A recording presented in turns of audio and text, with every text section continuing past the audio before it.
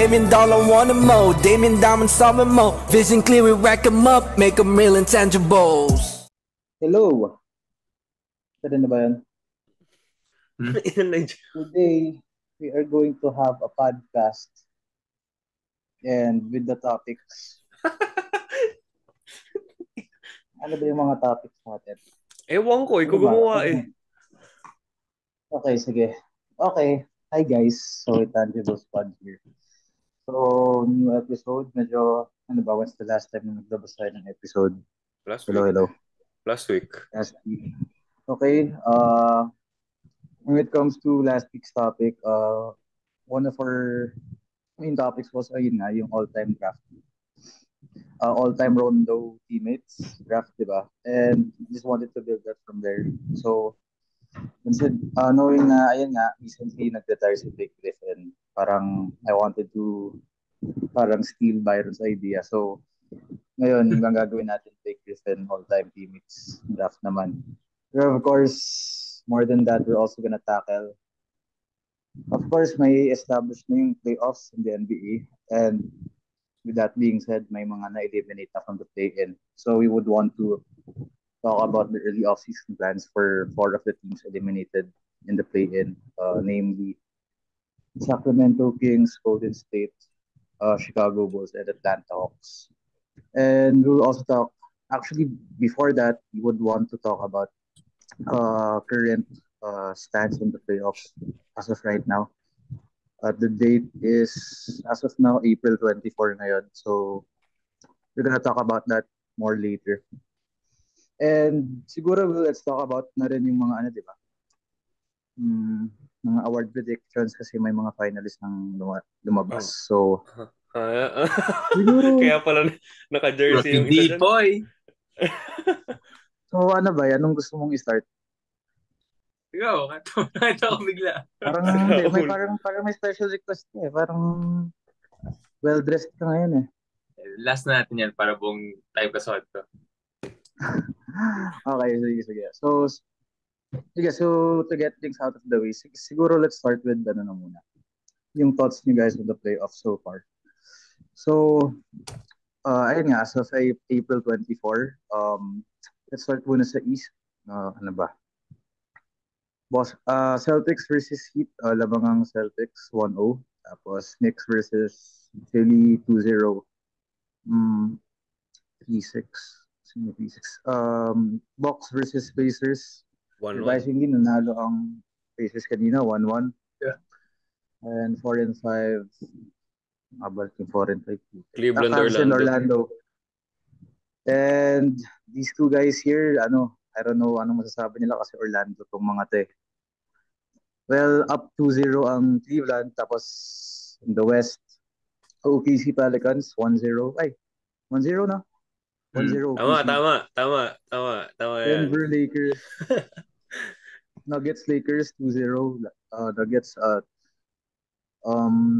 Minnesota Phoenix 2-0 Minnesota. And Clippers Mavericks 1-1. So siguro let's start off muna sa East. So sige, ano muna? Let's go by brackets. By brackets. By 1 seed versus 8 seed, 2nd seed versus 8 seed. Kumbaga descending. So let's start muna sa Celtics versus Heat. Actually, 1 game pa lang sila naglalaro. Pero what are your initial thoughts? Sige, ikaw muna, Matt. Okay, today is April 24. So lalabas to sa 26? Saturday? Friday. Tama ba? Ay, joke lang. 27 pala. Lalabas to sa 27. So by then, nakalaro na yung Celtics Heat ulit. Kasi tomorrow yun. Beses. As well, basta feeling ko akin lang in general, Miami has no chance with or without Jimmy. I feel like this Boston Celtics team is more of a complete team. In a sense na starting lineup buo. Bench, medyo hindi mo akakalaing gagawa ng ganun pero magaling yung bench nila. Lalo na si Sam Hauser. Putang shooter yan. Bigla na lang uminit, bigla na sobra-sobra. Which apparently isa sa mga leading, di ko alam kung siya yung leading, pero isa sa mga leading 3-point percentages in the league. So that says a lot if that's coming off your bench. I guess the biggest defensive liability that they have would be Peyton Pritchard. But aside from that, they're a complete team. They were dominant the first game, and I won't be surprised if they continue to dominate in the next couple of games. Yeah. So, bye. Losing Jimmy Butler is big. If they had Jimmy Butler for the 7 games, hindi ko may chance, kaya nila. So I don't like the Celtics style of play. First quarter, they shot 18 threes already and scored 26 points. You have 18 attempts from three and only scored 26 points. You made 6 shots. To shoot that high of a volume from deep, tapos ganyan lang yung magiging result. It should have been, tambak na dapat simula pa lang. They're wide open. And kahit nga may bantay, titira pa rin nila. Parang ganyan yung philosophy nila. Live and die by the three. Yeah, it can win them against Miami without Jimmy Butler. Pero sa mga next rounds, I'm not entirely sold sa playstyle ng Celtics. Na yun yung take ko. I actually agree with that na yung it won't get them by that easily pagdating sa next round. I think lang talaga Boston sa Miami. I think even though kasama si Jimmy kasi okay, to be fair to Miami, kahit without Jimmy, it was pretty close until the end. Pero ganun pa rin parang uh ewan ko, in a 7-game series, they may have a chance pero I don't think Miami's getting past. Parang, wala eh. Mas in-depth talaga yung roster ng Celtics ngayon. That's what I kept on saying this na laking bagay na kinuha ng Celtics si Drew Holiday. Parang kasi naiisip ko, just think about, although this might be a stretch, just think about yung core ng Bucks last year. Kasi 'di ba last year, if you would remember, Bucks, Miami rin yung naglaban. Yeah. Pero with much better coaching, more competent players at saka mas deep sila. So that's kind of like the team na Miami's facing in Boston. Kaya wala eh, mas mahirapan ng Miami. You can never count Miami out, di ba? Pero I think mas mahirapan sila for sure. Pabor ako sa Celtics. Okay, so Knicks versus Philly. Very interesting, pero up to 0 Knicks. Well, wala. Kasalanan ng... Actually, hindi ko alam kung kasalanan ng Sixers. Pero wala, they're up. I just wanna say, game 2, they let that game slip. Pero apparently, ang narinig ko yung sa game 2 yung last minutes na yun, when NBA themselves reviewed it, although wala namang kwenta na nireview nila pagtapos na yung game, na foul talaga yung kay Tyrese at na-confirm nilang tumatawag talaga ng timeout si Nick Nurse. But at the end of the day, you let that big of a lead slip away from your hands. It's not the referee's fault anymore. You can't blame the referees for you losing that big of a lead in such short time. So they let that slip away from them. Embiid said that they were supposed to be up 2-0 already. Frankly, I agree. Kaso wala, hindi nila ginawa. So underdog, kahit pa paano underdog pa rin ng Knicks, but they're actually dogs. So you can't really count them out at this point, lalo na nanalo sila ng 2 games. So yun sa akin.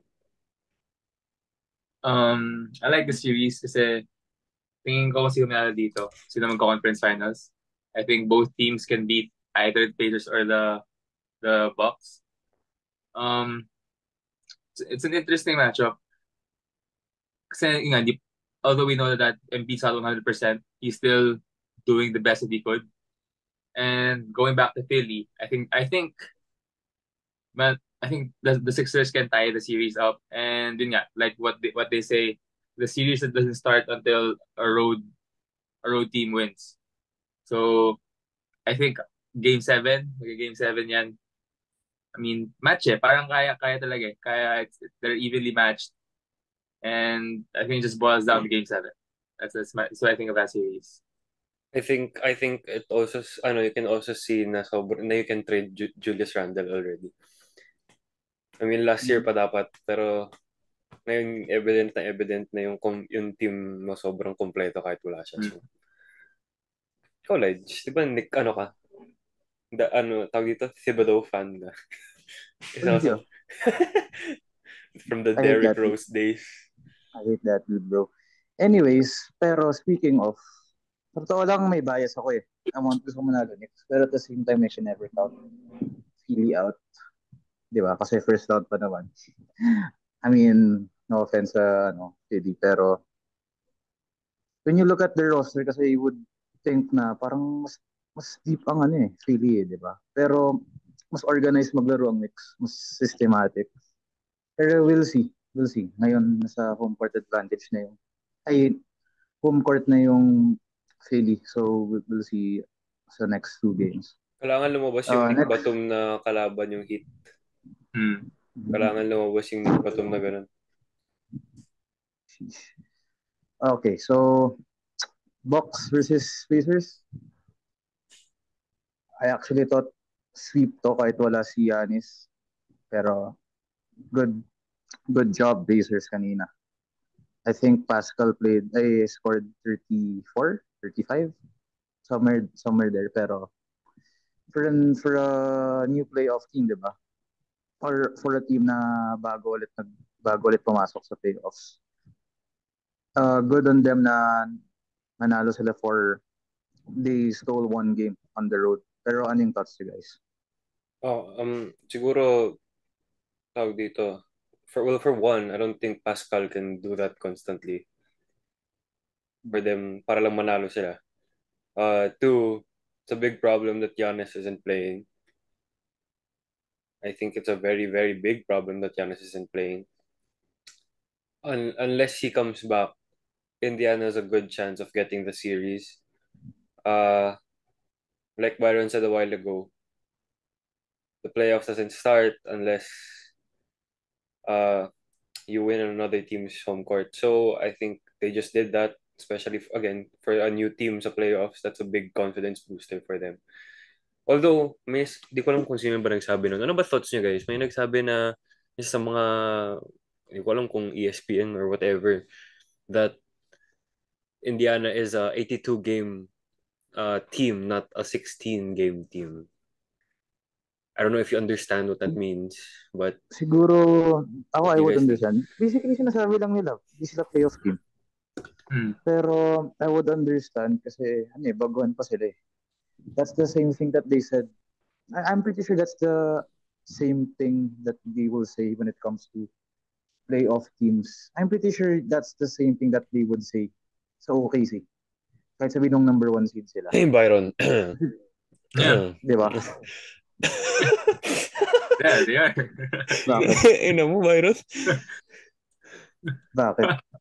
Okay, ayun. Parang, I mean, and they showed naman that they can win. Di ba? So, pero I get their perspective. Bye. Yung Pacers nga, yeah, I don't think they're a playoff team.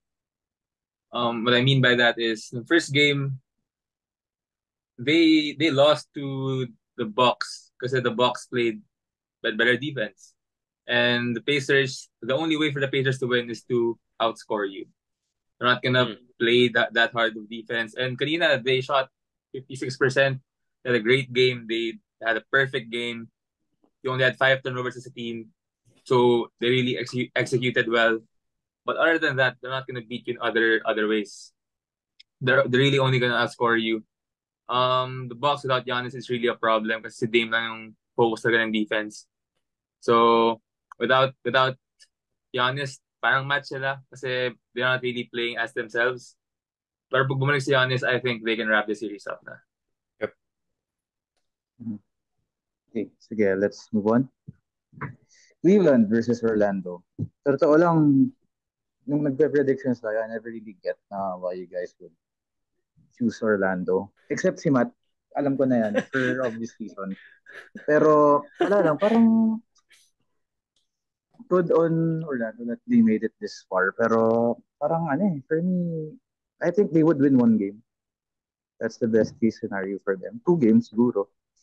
Pero, for me, obvious na obvious talaga eh. Parang, grabe yung agwat ng Cleveland sa Orlando. Pero, of course, it's early pa naman. Pero that's Yeah. just my thoughts. How about you guys?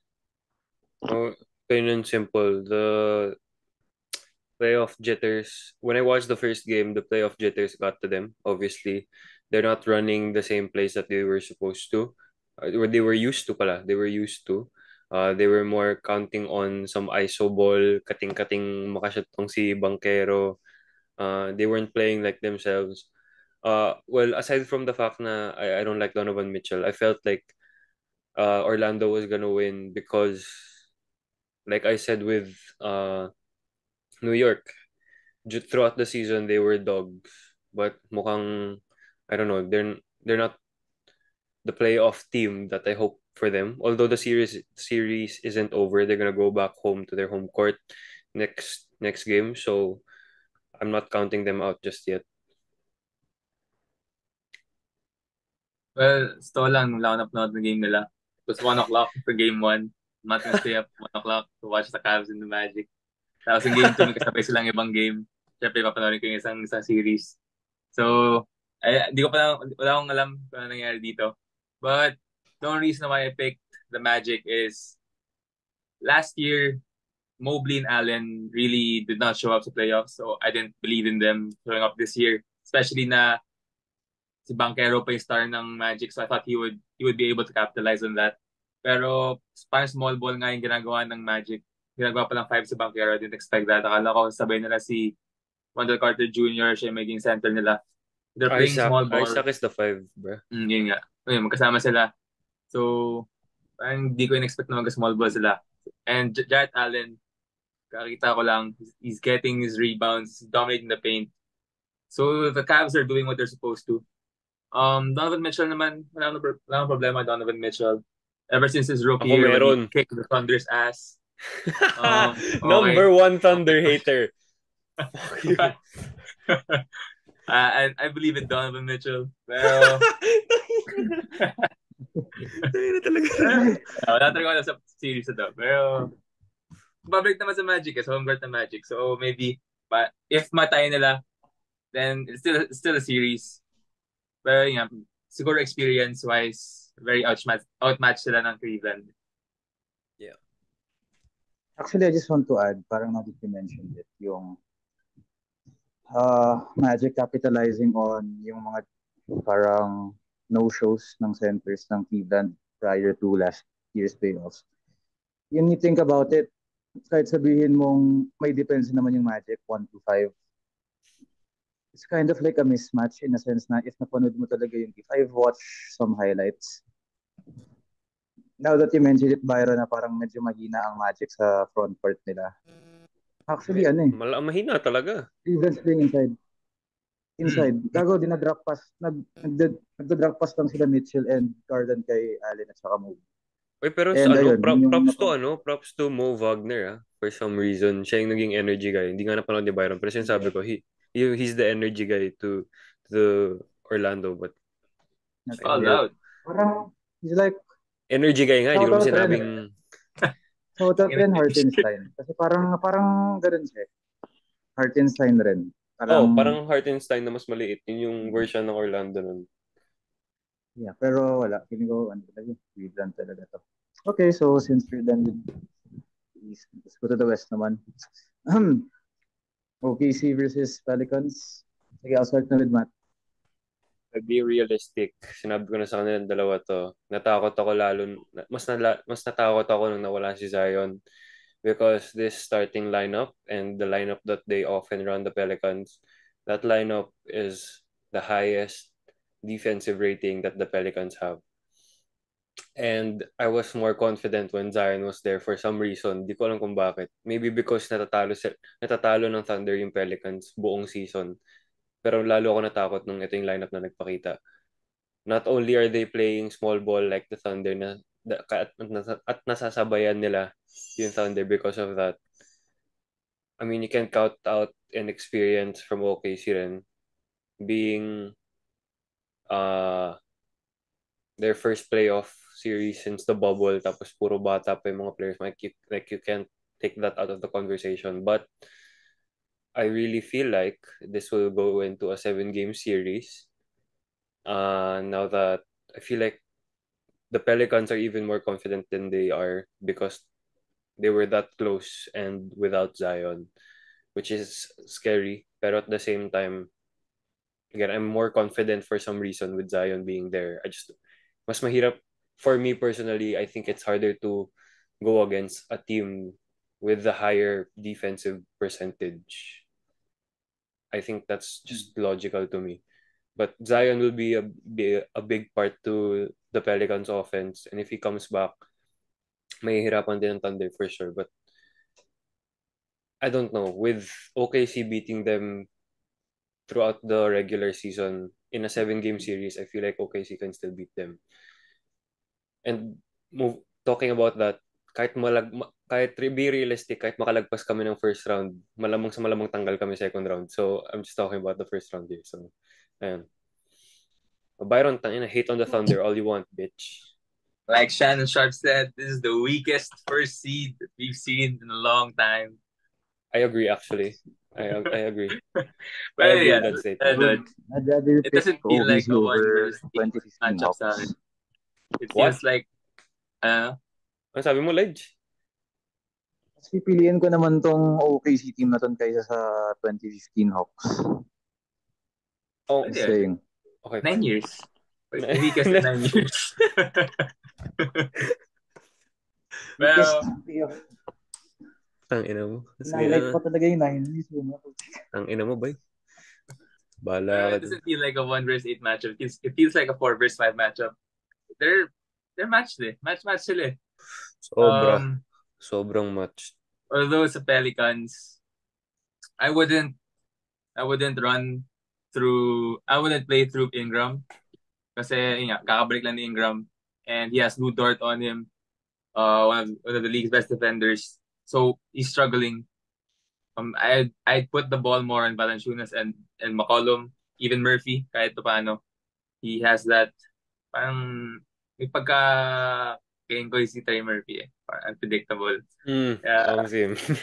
Piliin ko yun. Ingram talaga, I'd use him to facilitate. He's made good passes. Pero to shooting, hirap siya kay Lou Dort. And Thunder, experience na talaga eh. They had errors. And so did the Pelicans. Actually, parehas lang nagka-errors ng dulo. Yung kay Larry Nance, he passed it to Trey Murphy while he was outside. Yung mga ganong klaseng errors, those shouldn't be made. And both teams made it. Kaya nga para silang match. Tapos yung makakalaban na sa next round pa yung parang mas malakas, which is kind of odd. Pero the playoffs this year is it's odd. A match series. Yeah, it's a good series. It's a good series. I'm really interested sa series na to. But the experience of Valanciunas and McCollum should really show in the next few games. Dapat. They really should. So, yun sa akin. Yeah, nag-agree ako kay Bay. It feels more like a 4 versus 5 playoff, series. And ito lang masasabi ko. Aabot to ng 7 games. I just don't know who's gonna win it. Pero parang my gut says aabot to ng 7 games. Okay, so moving on. Nuggets versus Lakers. Jamoran pa rin. Jamal Murray, man. Totoo lang, bias ako eh. Gusto ko nang ma-eliminate yung Lakers pa rin. Yung? Lakers. Ay, parang may nakita akong nakita niyo ba yung Corgi nagpipredict ng game? Corgi? Sabi niya, mananalo daw Lakers isang game, game 3. Sige, hindi ko na lang din yun, pero talo pa rin Lakers. Yun pa rin yun. Tayo na. Feeling ko babawi Lakers, pero that's it. Babawi Lakers for 1 game, and then that's it. That's the most they take it. Parang hindi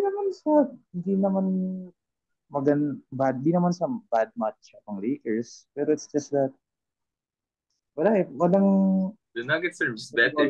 Maganda talaga Nuggets. Sa ulado ng Nuggets yung game plan ng Lakers.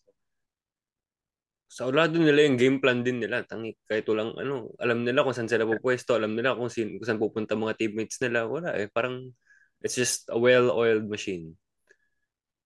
That's why they are very, very scary. Game one, very for me, expected siya that the Nuggets would play better like that. For game 2, AD and LeBron really had their games, had good games. You had the 20 points from D'Angelo, and you still lost when the Nuggets had the most unlucky game that they could have had. They had the worst game that they could have had, and the Lakers still lost playing that well. They lost their 20-point Coming back lead. from Yeah. medyo ano yun ah. Ano pang gagawin nila? Wala eh. They're just outmatched. Outmatched. Apaka-demoralizing nung nangyaring yun. Medyo draining yun heading into game 3. Buti na lang, nasa home court sila. Pero it's still draining the fact na 20 point. One of the best games from LeBron, AD, and D'Lo. You led by 20 and you lost that 20-point lead and you lost the game by a game winner. So like down the stretch, maliban na yung losing the 20-point lead, but down the stretch, the Lakers made all the good plays.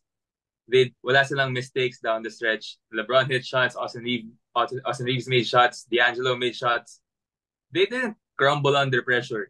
It's just, mas mahal talaga yung Nuggets eh. They were just better in game 2, even overcoming those odds. So, mahirap. Mali mo, baka matalo na sila ngayon. May sinapak na naman yung kapatid ni Jokic eh. Baka yun yung good luck charm ni Jokic.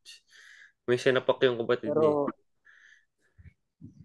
Pero ayun nga, goes to show gano'ng galing ng Lakers. The fact na in a game where Lakers are at their best and the Nuggets are at their worst, the Lakers can still beat the Nuggets. Ano? And talo nga Lakers eh. Hindi, sinabi ko gusto ko gano'n kalakas ang Nuggets kasi the fact na yan tama na sinabi mo. Sinabi ko Lakers ba? Lakers yun na Lakers. Okay. Nuggets pala, sorry, Nuggets. My bad. Ayun, so Lakers can always expect na gano'n galaro ang Nuggets, di ba? So wala. Nuggets sobrang daming in and out. Siguro mga 10 yun third quarter alone. In and out shots. Niluluwa lang talaga yung tira nila. Sobrang malas din talaga. Which same thing happened to LeBron. Sa last shot niya. Kung ano yung last shot niya, libre-libre. Puta. Pwede pa magkape. Pwede pa guhitan yung yung court. Lagyan mo pa ng linya muna ng kamay mo eh. Pagpagan mo muna, wala eh. Okay, so moving to the third seed versus the sixth seed. Timberwolves versus Suns. Ayun nga, what's your thoughts, guys? Wala eh. Defense. I expected the Suns to play bad, to be honest. Di ko lang ini-expect na mananalo by this much in Minnesota, although I did somehow expect that they were gonna win. Mas in-expect ko lang na sobrang sama ng laro ng Phoenix all the time. I don't yun lang yun eh. Parang lalo na near the end of the season, ang sama rin ng laro nila. So wala silang momentum. They don't have a point guard, like a true point guard. Iisa yung sentro nila na true center. Wala. I don't see them succeeding at all against Minnesota. Now that they went 2 games and 2-0 ng tambak, they may win games, but they're not gonna win the series.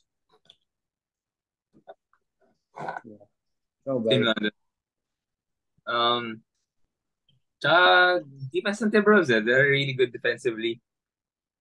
It's hard to score on the Timberwolves half court, and especially without a point guard, kagaya ng Suns. So they're always initiating yung 3 big stars na instead of just finishing or shooting, they're facilitating.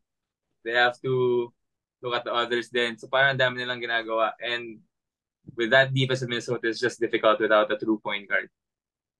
And masaya sana ako tinrade ng Wolves si Kat kasi I'm really a big fan niya. Tatanungin ko nga sa'yo yun ba eh. So, nagusto ba si Kat? Wala siya ginagawa eh. Trade na si Kat. Wala siya ginagawa. Pa siya si Julius Randle. Actually, you can live without Kat. They can't live without in this series. They couldn't live without Jalen McDaniel. Jalen ba yun? McDaniel. Jalen ba? Jalen ba o Jaden? Jalen yun Jalen. sa Toronto yata. Sure ba tayo dyan? Hindi ko alam. Basta si Basta yun. Jaden yung sa Timberwolves. Yeah, nag-step up din yung others ng Minnesota. I mean, Ant didn't have like a great game. Pero Jaden. Gobert, McDaniels, they showed up. So, hindi din malaki sa Timberwolves. Next. Okay, so lastly, maganda to. Clippers versus Mavs. Maganda to. Ito, ako muna. If pangina reliant heavily on talent tong series na to. Pero at the same time, at least nag-ano, 'di ba? Neutralize kasi reliant both on talent. So, exciting at least. Pero damn, bro. I just wanna say I'm rooting for Clippers ako. Pero parang napapansin ko kanina, parang ano ba tawag dito? Nag-iisahan sila eh. Wala silang sistema. It's like one-on-one game tapos bahala na. Down the stretch, one-on-one na lang. Oh, so medyo concerning yon if for a guy who wants the Clippers to win. Pero at the same time, grabe rin yung if you decide to go one-on-one, just wanna let you know na yung kalaban niya is Luka Doncic. So, and you guys have to defend Kyrie rin. So, exciting matchup. Series is tied, and that's all I have to say. Let's see. Hey, guys. James Harden should not be in the final moments of the game. I think he is very much a defensive liability. The Dallas Mavericks exploited that a while ago. For the last, 5 to 7 minutes. The only thing that Dallas did was whenever Kyrie or Luka has the ball, they run a pick and switch on James Harden and then facilitate after that. They can get, when they drive, help comes, open looks come for the Dallas team, and they're making basketball very simple for them. And sabi nga nila, walang ka-play Clippers, but at the same time, yun nga, as much of an offensive threat James Harden is, you have a lot of offensive threats on your team that can defend better. And I believe that James Harden should not be in the final moments of the game, or else i-exploit ng Dallas yun. Yun lang sa akin. Sa akin, I think the advantage, I think the Clippers still have the advantage.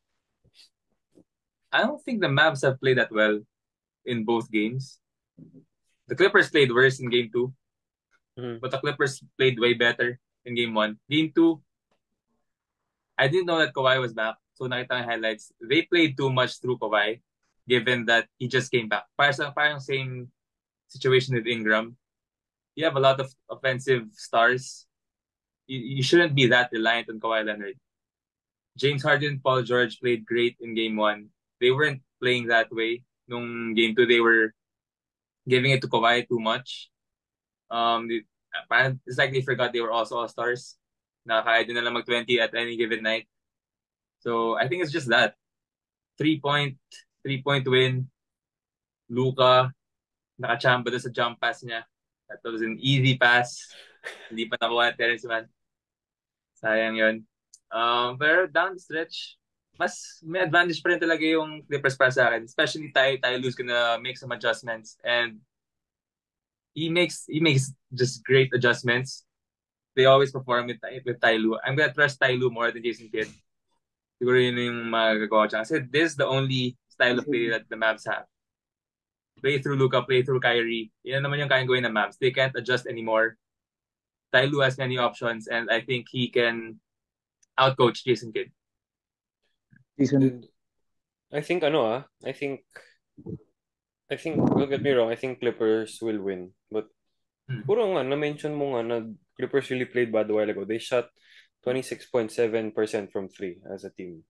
That's very bad. Uncommon sa Clippers. Clippers usually shoot very high. Do you think James Harden should be in the final moments of the game? Yeah, I still do. I mean, yung mga switch ng Clippers, mapansin ko, kahit yung mga hindi nila kailangan mag-switch, nag-switch sila. Yung screen na nakaganyan lang, Problema hindi yung naman kasi talaga nag-attack. yun yung Tyloo system eh. Yeah, Switch everything.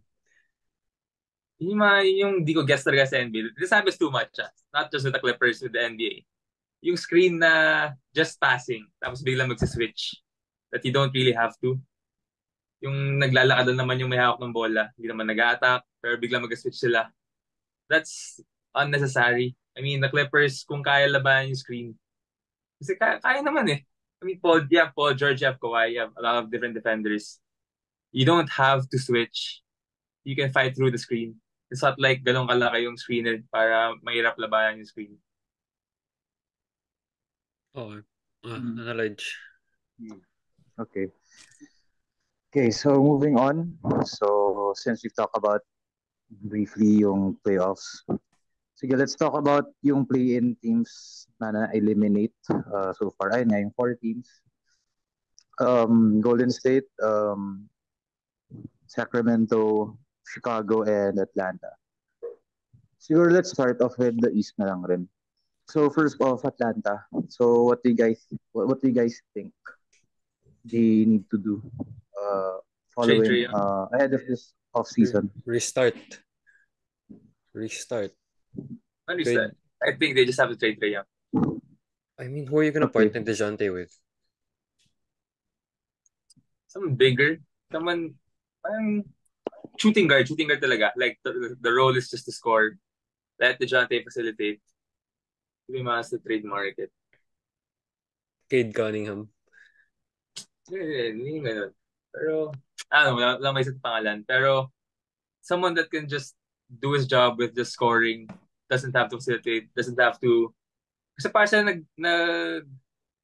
with Trae Young they're a liability on defense. Trae Young's a liability on defense, first and foremost. Tapos, DeJounte's, I don't think he's that comfortable playing as the 2.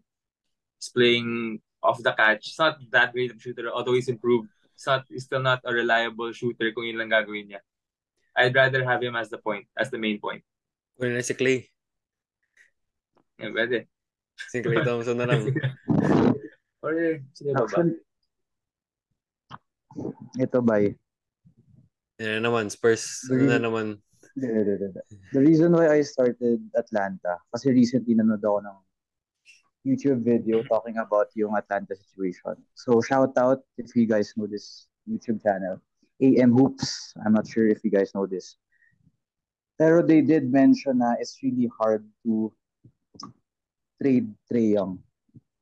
And as a Spurs fan, parang we're advocating for trading Trae Young. Pero rumors are swirling na parang the Spurs doesn't want it. Gusto pa nila si DeJounte. Yeah. Anyway.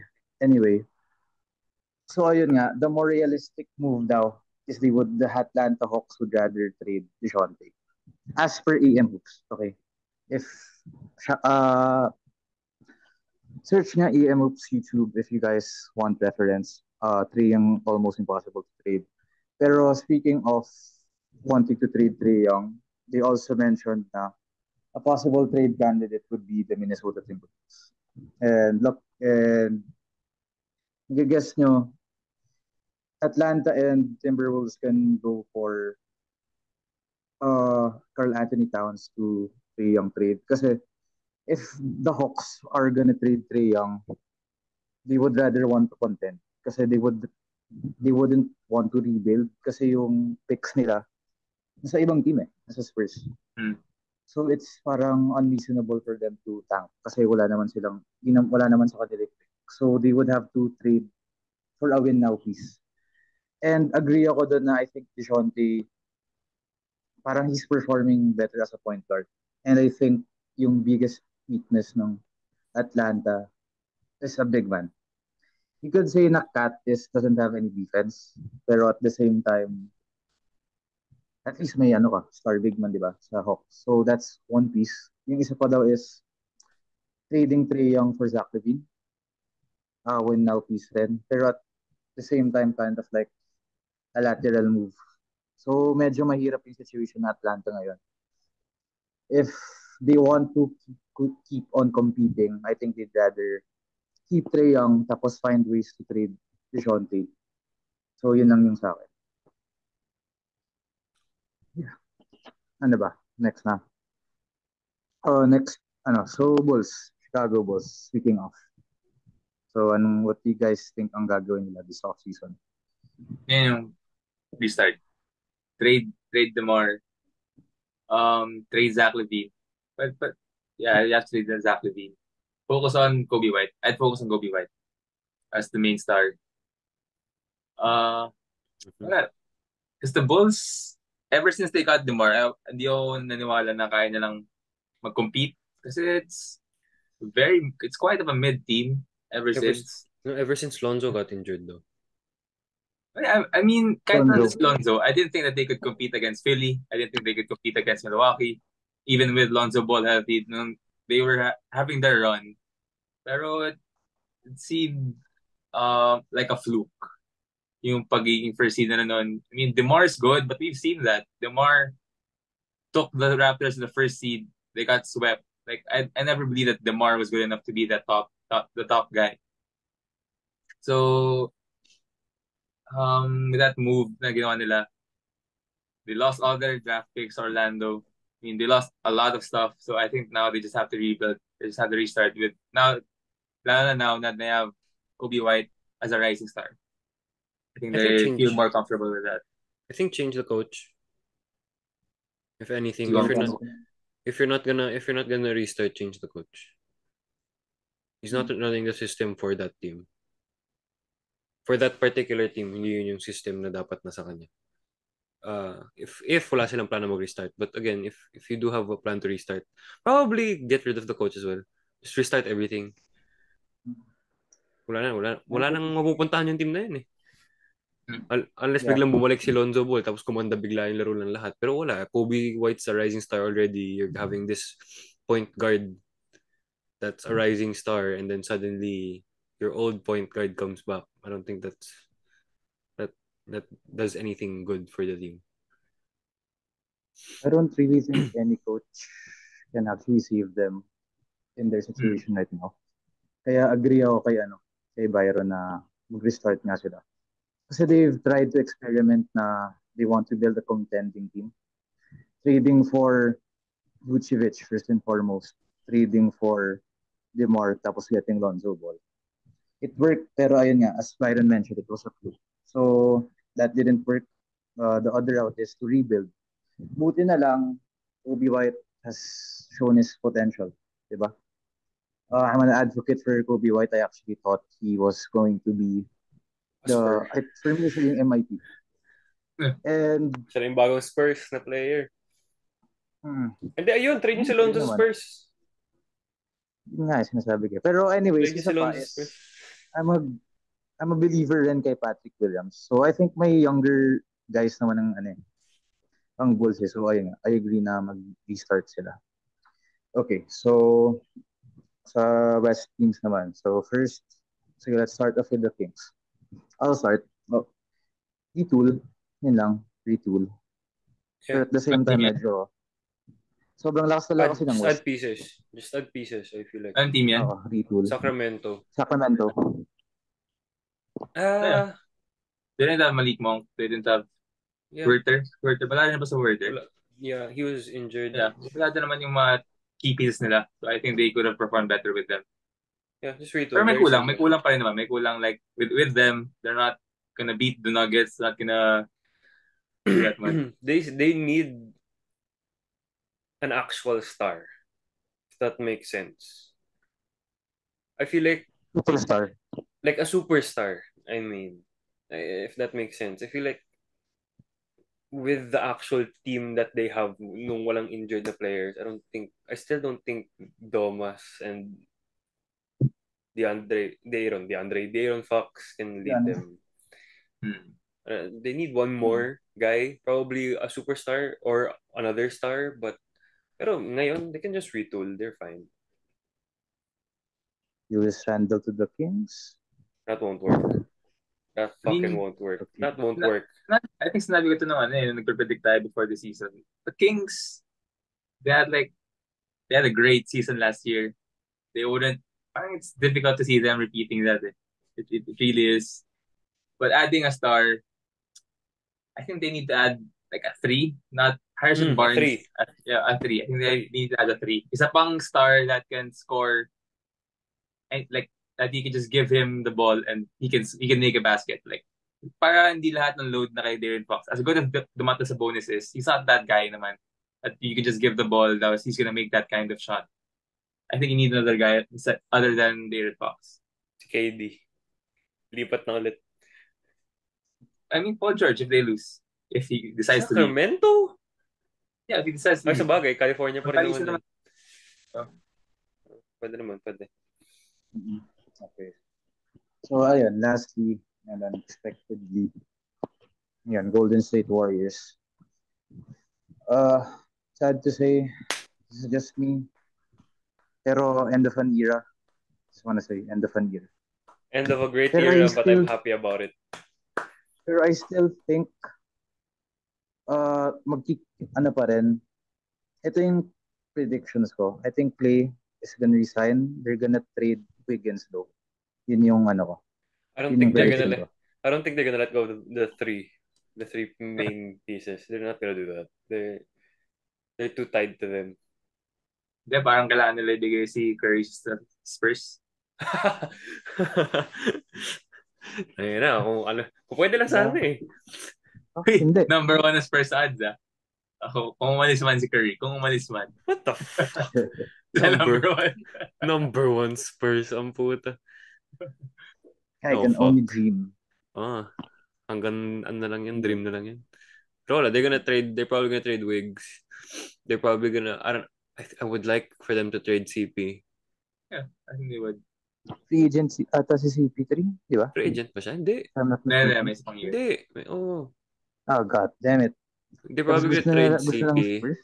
Ayaw mo. Pwede yun, pwede. Pwede CP. Pwede. Wala yung point guard, di ba? Ayan, CP. They should stick with the two centers. Ay, no. They have a young center, si Trace Jacks, whatever that guy's name is. He's good. Jackson Davis. He's a good big. Kevon Looney's probably aging, pero masipag pa rin naman siya. I don't know. It's the Golden State Warriors aren't the same. And thank God. Buti naman. Ay. Okay na ako dun? I don't think they're done, though. I think they're done. Oh, they're not to winning a championship. Yeah. Yeah. Okay, to be fair, I wouldn't. To be fair, I wouldn't count. Yeah, to be fair, I wouldn't count it. I won't count it out because they did a run in 2022 when everyone did, but it's not the same anymore for some I reason. mean, the Warriors, they finished the season with 46-36. That's not a bad season. It's not a bad season. Any other year, they would have made the playoffs. Steph Curry just can't be Steph Curry shouldn't just be carrying them though. They need Clay to play better, or they need someone else. Play better, of course. So last game against the Kings, though, I know they lost big, pero it was promising what I saw from Moody. I like how Moody played. Moody. I like how Kuminga played. Draymond, last few games naman, he played well. It's just yung buong season na 82-game season, ang daming nangyayari kay Draymond eh. Kung maayos sa Draymond, they have a chance. Hindi naman nagbabasketball si Draymond eh. Hindi naman basketball yung sport nun eh. Draymond yun talaga eh. But if they trade Wiggins, they trade Chris Paul, they get someone else that can actually complement Steph. They have a chance. I think they can still compete. I see where you're going. But I don't think they're the same team anymore. Just shout out Kuminga though. See, Ayun, he ano should ba have been a nangyari? Thunder. He should have been a Thunder. If Kuminga makes that jump, kaya. Hindi dapat si Josh Giddey yung pinik namin. Sinabi ko na to na dapat si Kuminga. I love Kuminga, bro. He just needs shooting. Like consistent shooting. Yeah, Okay na siya. if Kuminga makes that jump, kaya. He makes that jump next year. Pwede, no? Pwede. Yeah. So, ano pa ba magsasabi natin sa Warriors? The big. I just wanna say that. I like their bigs. Dominic Barlow. No. Kasi undersized Ano sila. siya? Si Dominic Barlow. Dominic Font. Dominic for... Di ako, Curry. For Curry. Dom for Curry. Ayun na, lugi pa nga Spurs nun eh. Pero okay lang ako. Lugi fan.